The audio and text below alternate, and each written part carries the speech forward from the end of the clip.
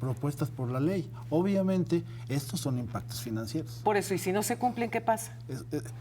Yo creo que ese es un problema bastante Porque interesante. ese es el riesgo. Ese A es el ver, riesgo. resulta que llegan y dicen, bueno, para dentro de 6 meses esto debe quedar resuelto. Exacto. Y pues resulta que fíjate que no. Exacto. ¿Y entonces qué sucede? El Congreso tendría que hacerle excitativas al presidente.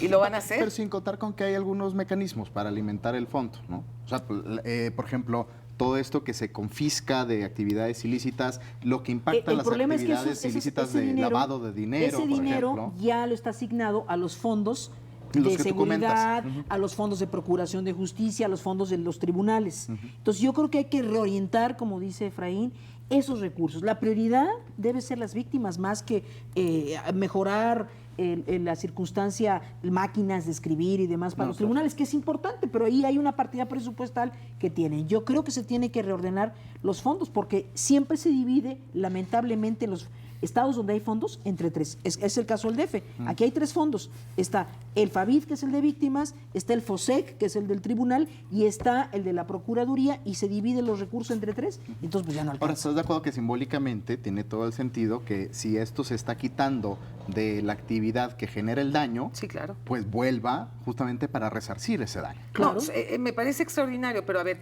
a mí me comentaban, y no sé si estoy en lo cierto, Barbarita, tú me lo dirás, que hay ciertas, por ejemplo, automóviles, qué sé yo, helicópteros, aviones, que son tomados por parte de la delincuencia organizada, que tiene en su poder la Procuraduría, que tarda mucho tiempo, ¿no? En donde se están echando a perder todos esos aparatos, porque tiene que haber todo un proceso para que puedan adjudicarse esos bienes. Sí. Entonces, ¿por qué no buscar una manera finalmente para que no sucedan este tipo de cosas? Porque tienes ahí cualquier cantidad de vehículos o tienes incluso aviones que no se están usando, que no se pueden vender. O dinero. O dinero también, Has dado en por la clave, supuesto, Lolita. ¿no? Has dado en la clave. Ese es el punto. Porque el tema aquí, por eso te decía que tiene que haber un paquete legislativo.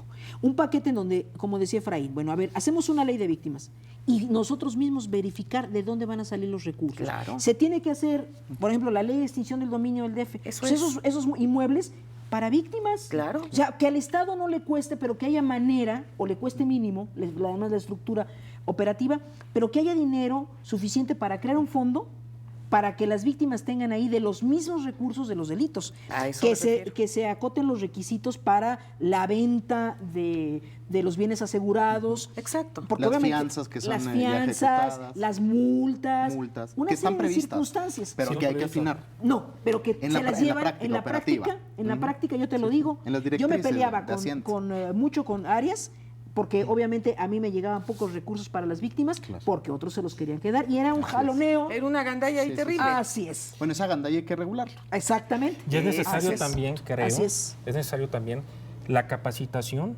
a la Procuración de Justicia, a la Administración de Justicia, jueces, a los ministerios públicos, porque, pues como tú lo comentabas hace un rato, Silvano, esto es un nuevo derecho dentro del país, el derecho a la protección de las víctimas, pero finalmente tiene que ir a la par con estas capacitaciones, porque tú puedes hacer una ley muy novedosa, pero resulta ser que el juez no tiene experiencia, no sabe cómo aplicarla. Es decir, no va a ser esto, digamos, una ley que esté ya en vigor y que todo empiece a trabajar maravillosamente bien en 6 meses. O sea, tarda Sí, tiempo. claro. Hay que poner en la ley la certificación en materia de víctimas de los juzgadores o de los ministerios públicos. Exactamente. No tienes certificación, no puedes atender. ¿Cuánto tiempo te lleva certificar a una persona? Que es un momento muy crítico en ese sentido. meses, lo que un año. comentas, 6 meses, Efraín, un año, es claro. básico. O sea, estamos frente a operadores del sistema de justicia, ministerios públicos, jueces, etcétera, que todavía no se han apropiado de estas nuevas herramientas, ¿no? Exactamente. O sea, hay una reforma en derechos humanos, hay una reforma penal,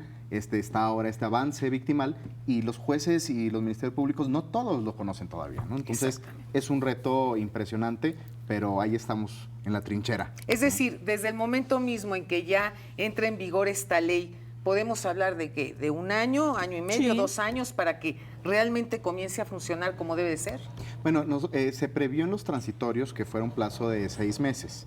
¿no? 6 meses para que hubiera un Muy reglamento. optimista, ¿no? Muy optimista, pero también sabiendo que estamos en México, ¿no? Por eso. O sea, de hecho, en la reforma constitucional en derechos humanos, el transitorio que establece la ley de reparación, que es esta, era 1 año y se pasó poquito más del año. Entonces, sin contar con que todas las otras no se han hecho. Entonces, pensemos en ese tipo de situaciones, ¿no? Objetivamente, año y medio, 2 años. A lo mejor sería prolongarlo un poquito más, pero sí, o sea, hacerlo un poco antes, como para que al menos las instituciones que forman parte del sistema nacional ya existan, ya pueda haber los primeros casos atendidos, ¿no? Y supervisar que se esté haciendo lo que la ley mandata. Porque ese es Claro, uno de los problemas de las leyes. Ya se aprobó que se y todo el mundo aplique. dice, qué bueno, y se olvida. Así No, es. hay que supervisar que la ley se aplique, para que no pase lo que pasa siempre en el tema, por ejemplo, de género. Absolutamente. No es un tema simbólico de que esté ahí la ley y se acabó, ¿no? No es un fetichismo Tenemos jurídico. muchas leyes muertas por ahí, ¿eh? Sí, y que claro. no se aplican. Ojalá que de veras si esto se simulación. llega ya a aprobar, Es simulación. finalmente se aplique como debe Sin ser. duda alguna, Lolita, se convierte en parte de la nueva agenda, de la nueva administración del Sí, Poder claro, Ejecutivo. claro. Es decir, Por supuesto.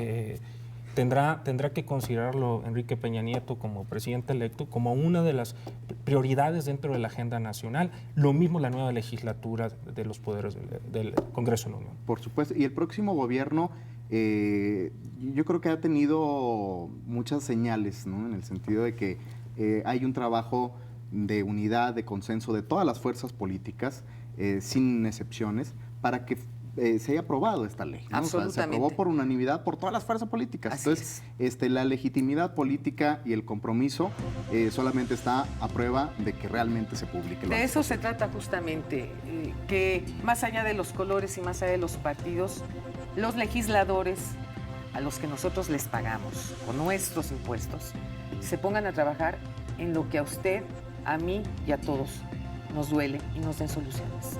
No se pierda nuestro próximo programa. México vive tiempos de cambio, tiempos de dar la cara, tiempos para hablar frente a frente. Muy buenas noches.